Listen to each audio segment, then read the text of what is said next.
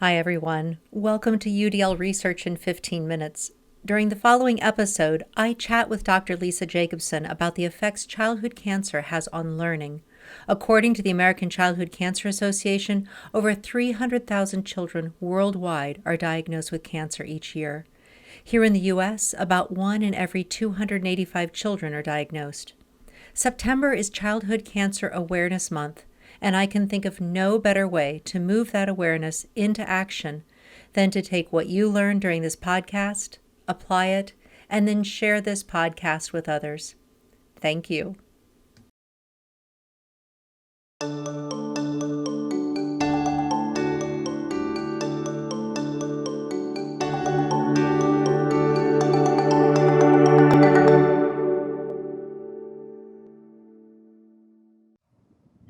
Hello, and welcome to UDL Research in 15 Minutes, where researchers share their findings about the implementation, impact, and their introspective investigations about UDL.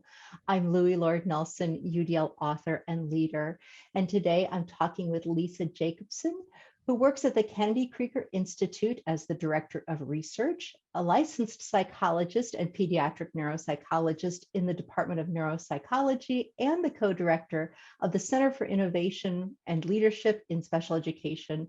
She's also an associate professor in psychiatry and behavioral sciences at the Johns Hopkins University School of Medicine.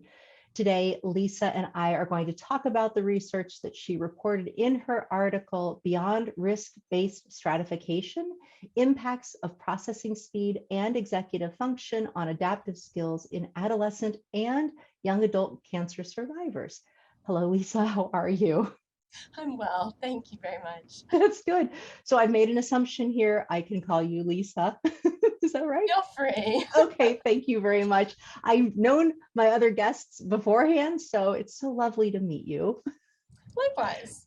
Oh, thank you. So this is going to be a different article to hear about from the others, for my listeners, because your research is not specifically about UDL, but listeners are going to really quickly understand this connection and why it's so important.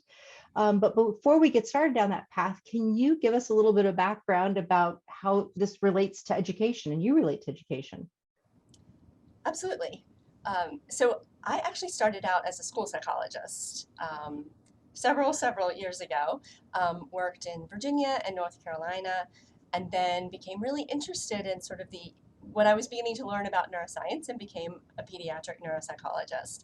But I've kept my school psychologist sort of practice and experiences sort of near and dear to my heart, so that my focus is now on supporting children as they interface with medical treatment and continuing to school or going back to school after their treatment or after they've started their treatment. So really thinking about how families and providers can support each other in navigating that process. Yeah, that's a big process.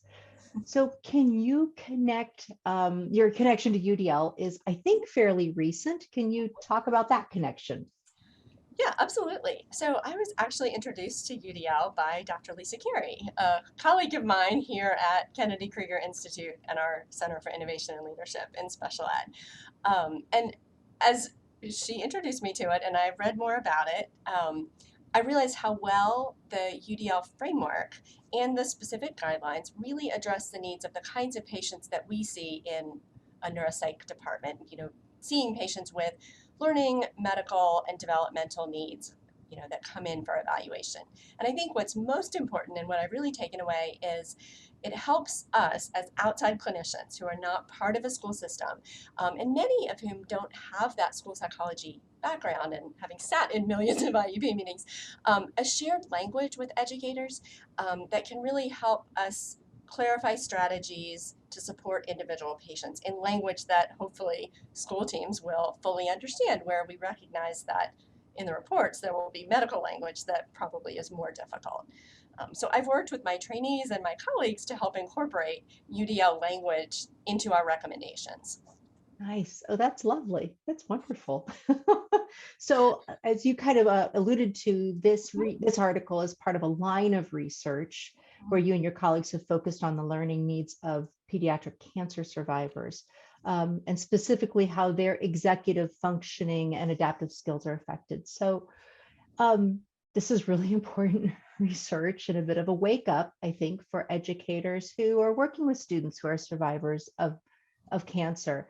But to give us a little bit of scaffolding, if you could help us understand the difference between executive functions and adaptive functional skills or function skills. Yeah, adaptive function, adaptive skills, adaptive functioning, exactly. I think that's important because I think a lot of school teams, in my experience at least, tend to think of adaptive functioning as something that we only think about for individuals that might have an intellectual disability. So we assess adaptive skills in the context of an ID classification or diagnosis. And that's just not true. So adaptive functioning means general life skills, managing your daily self-care, getting your chores done, paying your bills if you're an adult, behaving appropriately in social interactions, and functioning, navigating across settings, right? School, home, community, all of those places. It really just means everyday real life function across all the domains that we find ourselves. So your personal hygiene, getting dressed, all the way to conversing with other people about current events. So doing that well, that all takes a degree of adaptive function. Executive function, or EF, I'm going to call it EF to be a little easier, refers to a specific set of cognitive skills that we use for goal-directed, purposeful activity and regulating our conduct. Again, it has, there is an interface with adaptive skills, which is what we were investigating, but it's really about independent regulation of action and affect, is how I think about it. So behavior and emotional reactions.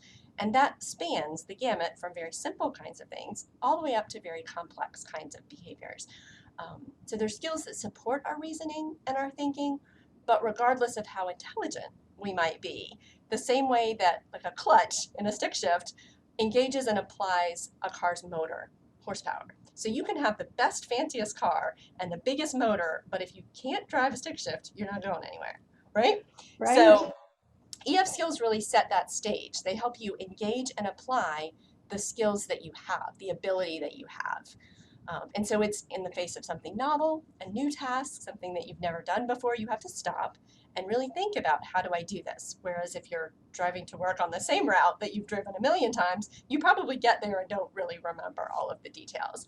And so we think about it as sort of top-down control of complicated or affectively engaging kinds of things. When you're really frustrated or you're dealing with a difficult colleague or a difficult student in your classroom, and you really have to stop and think about, okay, this student is not trying to push my buttons. I need to inhibit my own emotional reactions, plan my own behavior in order to support that child in being as functional and successful as possible. So we use EF to get to successful adaptive functioning, to figure out what to do in the new situation when we're on the wrong bus by accident and now what happens, right? Or to plan ahead for all the tasks we have to get done and to manage our emotions in the process. Nice. Oh, that's awesome. Thank you. Great. Great. I love the analogies. I think the use of the clutch and then getting on the wrong bus or right bus and all that. Oh, thank you. Yeah, So absolutely. in this article, you broke apart the adaptive skills and into adaptive behavioral, adaptive conceptual, adaptive social, and adaptive practical. So can you help us understand why those 4 areas were so important? Absolutely. I think the distinction is a little theoretical. So when the individuals who developed adaptive skill scales, sort of began to put those together, they really did think about sort of theoretically what are the different domains in which people have to function.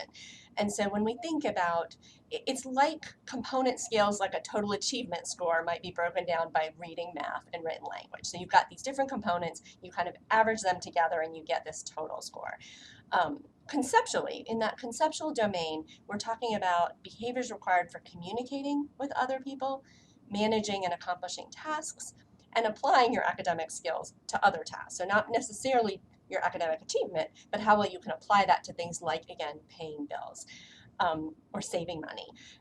The practical domain is things we think about as more activities of daily living, sort of the classic behaving at home, your personal hygiene, navigating your community without getting lost, those kinds of things. And then socially, the social domain is things like those interpersonal conversations I was talking about, acting with social responsibility, engaging in leisure activities, right? Picking games, taking turns, those kinds of things, some of that. Um, but in this case, with this article in particular, what we wanted to show was that EF skills didn't just help us understand somebody's conceptual or the more academically uh, related kinds of adaptive skills. They actually predicted social and practical everyday behavior as well. Okay. So there's a really telling sentence in the discussion area that stated, and I'm going to read it, overall, metacognitive executive function was the most consistent and sizable predictor of adaptive functioning across domains. So that link between EF and the adaptive functioning sounds really important, as you talked about a little earlier, and it probably has some direct implications for the classroom. So can you talk about that relationship and why that's really important for us to think about in the classroom?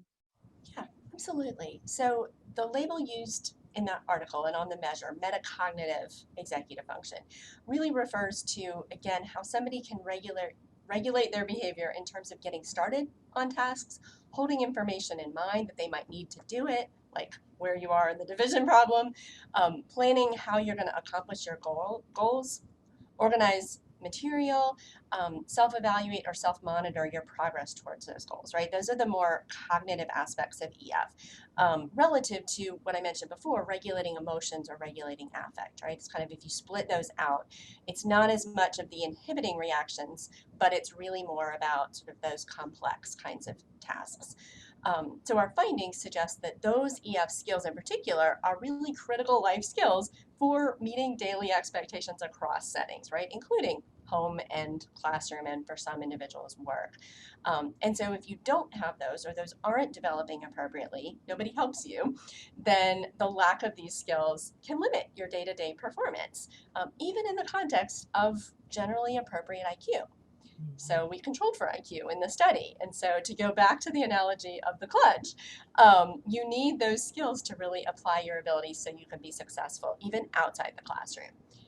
But when we think about the classroom and supporting EF at school, I want to take a second, if I can, and highlight the concept of early developing versus later developing EF skills, which I think is really important, and the differences with the UDL framework. And so it's important for educators to recognize that it takes quite some time for children to develop executive function skills. Some of us would argue that we know some young adults that haven't quite gotten there yet, right? And older So, adults, yeah. and old adults, especially in the context of COVID when we're all stretched thin. So we think about the foundational EFs as being early developing. So things like inhibition, working memory, shifting flexibly between tasks and events, more or less in that order. They develop more or less like that, starting early on in childhood. And they form a groundwork or a foundation for the more complex and later developing EFs.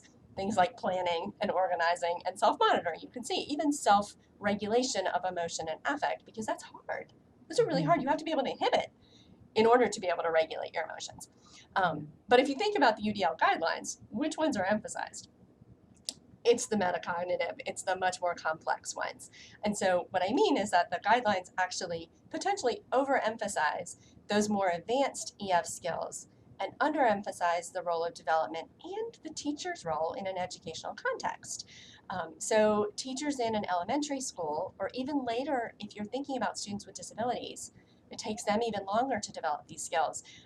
Those teachers, those educators will need to scaffold early EF skills before you can even think about your student planning their assignment or monitoring their success, right? So getting your students to a place where they can have those initial pieces of EF, those foundational skills, will help them with the later ones. And also, as our article shows, has sort of long-term real life implications. Yeah. So another thing I was thinking about with this, we talk about variability via UDL, and all learners are variable, but we also have some predictors in the sense that we always know that we're going to have some students who don't read as well, or they struggle with math, or they'll struggle. We just know we're going to have these different variabilities present. We may not even know which student it is. So we plan for that ahead. But what this article made me think about was, if we know that there is a child who has experienced childhood cancer, then this adds, it's another layer of variability, and that we need to be attentive and already preparing for these adaptive skills, and then also the EF. So that's what I was thinking, and I would love to hear your thoughts on that too. Absolutely. I think we know that the treatments for childhood cancer tend to have impact on white matter in the brain, and that white matter is what supports us being efficient and being able to integrate our brain networks fast, efficiently. And so if you can't do that, then the whole concept of executive function becomes much harder, because there's no one part of your brain that does EF in isolation, right? It means you have to bring everything online fast, and often in the context of a situation that is challenging, right? Novel or challenging. And so it's makes, it makes you need those EFs even more quickly, often, in order to get yourself to handle the situation well. And so these children are at risk for having more difficulty, and there's definitely variability even within that population, of course, given the kinds of treatment and the age they were at the time. And so I think cancer is a good model for that, but we certainly see that across a variety of neurodevelopmental conditions or chronic medical conditions like spina bifida or cerebral palsy, or all kinds of other somewhat lower incidence disabilities when you think about those specific named ones, but broadly, children that have learning disabilities or ADHD are more likely to have difficulty with these skills as well. Yeah, it's such an important part of our framework to get to know so deeply. But I think your comments about how we kind of need to scaffold our own work and how we're, as teachers, approaching it, and then our depth of learning about executive functioning and understanding that we need to support the emergence of that, and possibly where we're kind of starting within the framework might be a little too advanced for some of our students. Yeah, thank you for that. Well, this has been wonderful. I know it's a snapshot, it's a tiny sliver of this entire article. So those who want to have access to it, I'll talk about that in the outro. But thank you so much. This has been so wonderful. And I think there are a lot of people that are going to listen and be like, whoa, their brains are going to be buzzing. So thank you so much. You're very welcome. Thank you for having me. You're welcome. So for those of you listening to this podcast, you can find supplemental materials like a recorded video of this interview with closed captioning and a transcript at my website, which is theudlapproach.com/podcasts. The citation for the article we discussed, as well as any other reference material, can be found below the video representation of this podcast on my UDL Research in 15 Minutes YouTube channel. And finally, if you are a UDL researcher or know of UDL research you'd like to hear about, contact me through my website, theudlapproach.com. I'd love to hear from you.